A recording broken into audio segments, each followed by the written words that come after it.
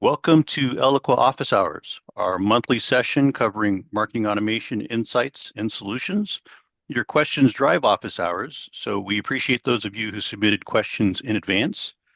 After we end, we'd love your feedback through a brief survey to help us improve future events. And office hours will be recorded, and you'll receive the replay link via email tomorrow.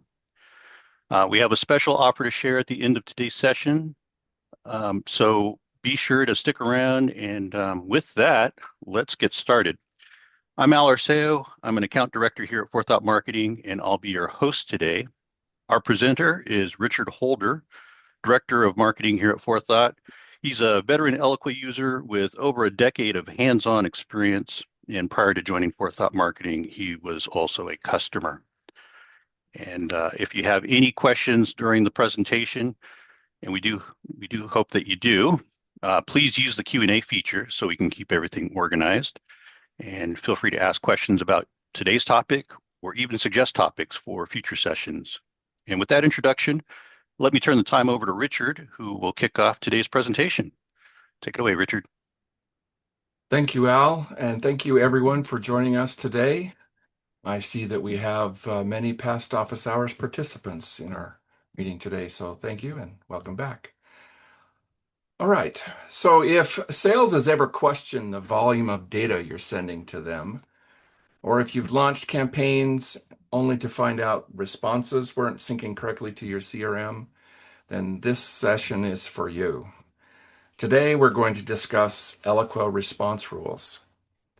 When response rules are working well, sales has more confidence in the data you send them. When they're not configured properly, they create friction in the sales and marketing relationship. I'm going to walk you through key considerations when configuring response rules so your sales team can better focus on the opportunities that show real engagement. Here's our reality. Your team, the marketing operations team, collects leads and activities from a multiple of sources. You have a lot of contact activity throwing through Eloqua every day. Email clicks, form submissions, webinar and event registrations. These are just a few of the things you may be tracking. While it may be music to your ears to have this kind of volume, if you ask sales, they may see it as a lot of noise instead of clear signals. Response rules let you analyze these activities and prioritize them into signals that sales and marketing have agreed to in advance.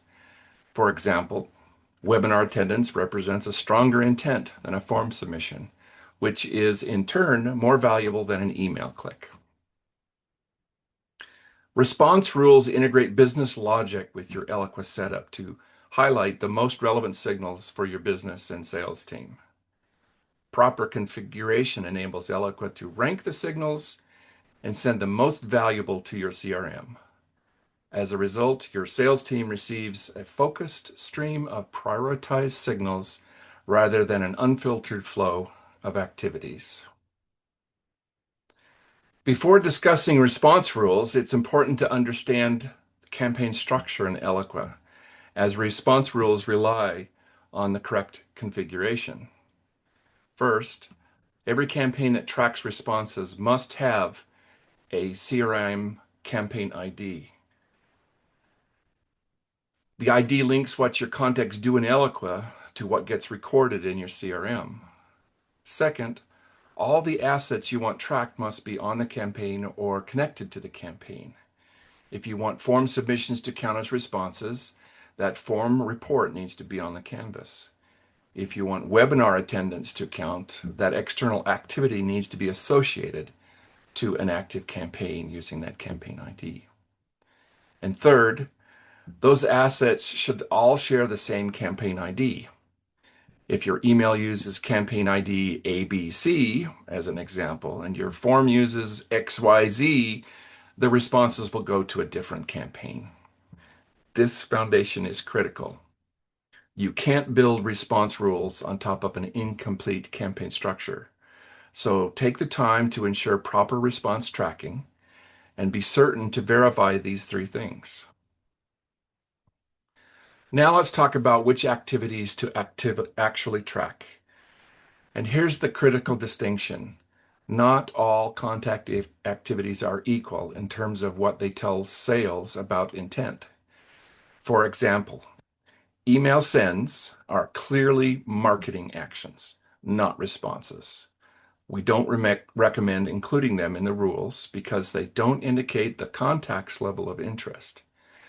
Yet, we often hear from some sales teams that they want to include everything, give them everything, and let them sort it out. While you may be tempted to dismiss this quickly because you understand the volume of information you may be sending them, it presents a valuable opportunity to build trust with sales.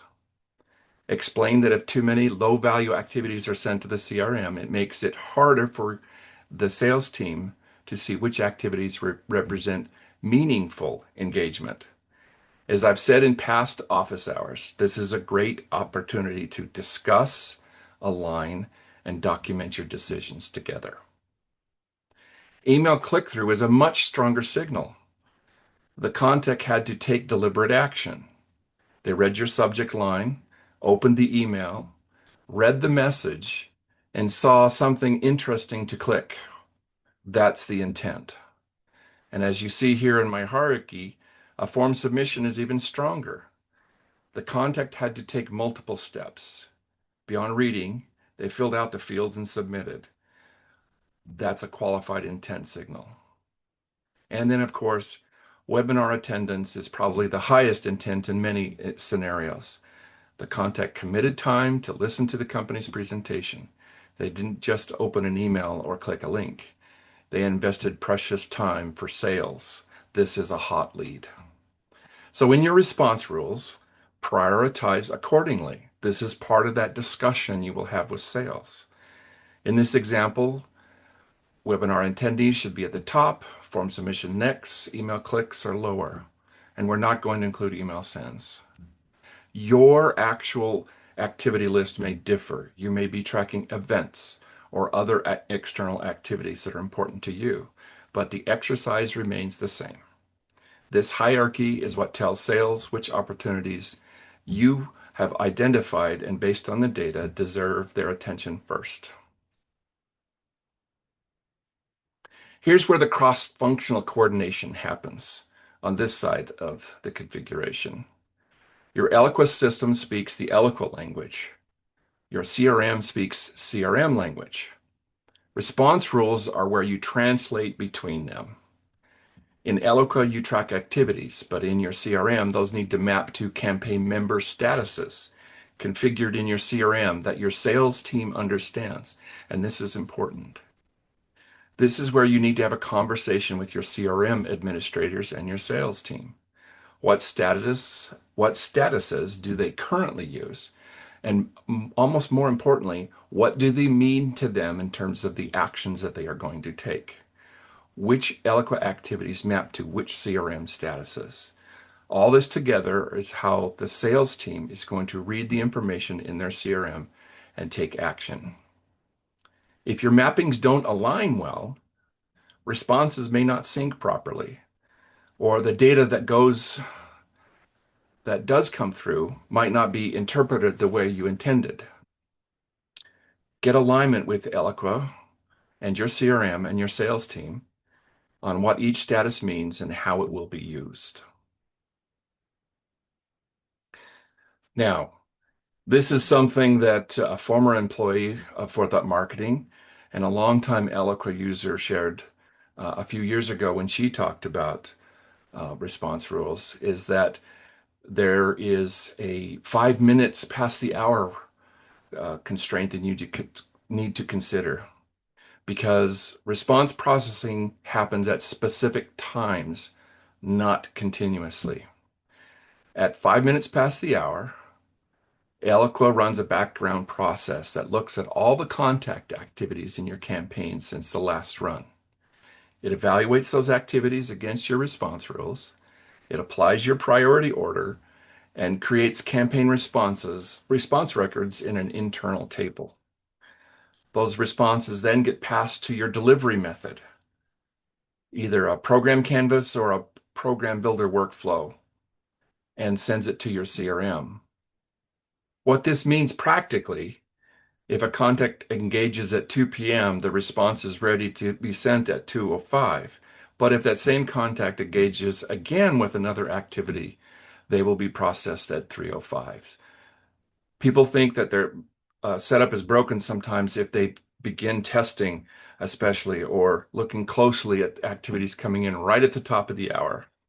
In simple terms, avoid testing at the top of the hour. This is a great time to take a short walk, refill your beverage, and then amble back. But don't go hardcore testing at the top of the hour. If you understand this timing, it will save you hours of troubleshooting. I think many of you who have done this before me uh, have had this same guidance. And just a reminder, if you have any questions, please feel free to use the Q&A button, and we'll get to your questions as soon as we can. All right, so the next thing we want to talk about is CRM integration methods. So once your response is created in Eloqua, you need a method to send it to your CRM. And in Eloqua, there are three options. We're only going to cover one in detail, and the other two we'll just touch on. Okay. The third is also something that we don't often recommend you use unless you have a very specific need. So the first one is what most Salesforce and Oracle Sales users use. That's the program canvas and a listener step. It listens for new campaign responses being created.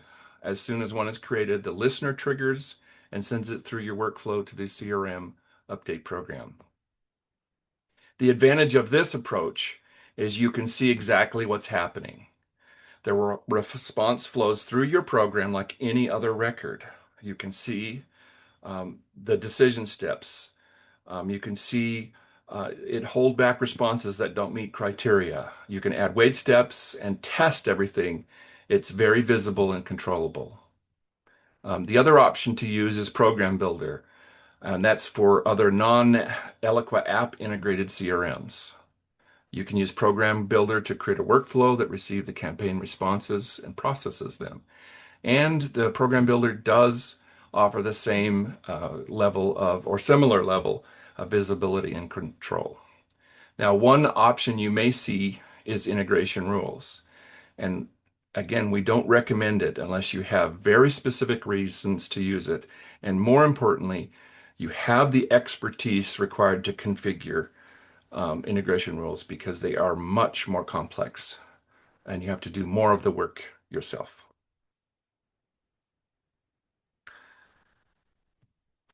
Now, let me walk you through a sample program canvas workflow and point out where you can run into trouble. So in this one, a contact fills out a form on your campaign. That activity is logged in Eloqua. At 5 minutes after the hour, Eloqua's backend process runs. It evaluates the form submissions against your response rules, determines the priority, and creates a campaign response record in Eloqua's internal table. Then your listener, as you can see here in the upper left, is triggered by that new campaign response. The response starts flowing through your program. In our example, the listener receives the new record and passes the information to the Update CRM program. And we're pushing it there because we want that program to run independently because it's going to be used for all other kinds of update activities from Eloqua to the CRM. It's responsible for updating an existing or creating a new contact if it's not already there. Another listener receives the record once the update program finishes, as you can see on the right column there. Next, and this is an important step, you need to check whether the contact has a contact ID or lead ID, because without those, you can't make the connection. Sending a response to a contact who is not yet in the CRM might cause sync issues, and it won't be linked to a campaign member record. So make sure you have that connective tissue in place. This one step, verifying that contact exists before sending responses, prevents most response sync issues.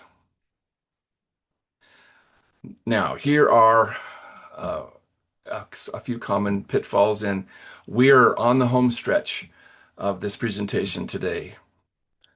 Let me quickly recap the most common challenges we see, many of which we've covered here today, because understanding these, and it bears repeating that they can, if you hear them often, you can avoid them. The first is a missing campaign ID. If your campaign doesn't have a CRM campaign ID, the responses won't sync. This is a pure blocker. It won't go forward. Second is including email send in your response rules. Now, as I discussed earlier, if you agree with sales that you will be sending it, that's okay. But having that conversation and recommending that they don't is certainly going to not require them to call you and say, hey, would you turn that off? So best have that conversation, explain the pros and cons, and also best to avoid including it. Third, your response rule creates a status that doesn't exist in your CRM. And this is a classic integration mistake where the list of values that you are trying to send does not match or map to the list of values that are accepted by the CRM. This is an important point to make sure you coordinate with your CRM team. Make sure you have the same names up front and you perform full testing across all of these. Fourth, configuring a priority order that doesn't reflect your business. Um, Make sure that you don't have email click at the top of the list, as we've mentioned before. It's probably the lowest, and maybe attended a webinar and or visited you at a trade show. That might be the highest level of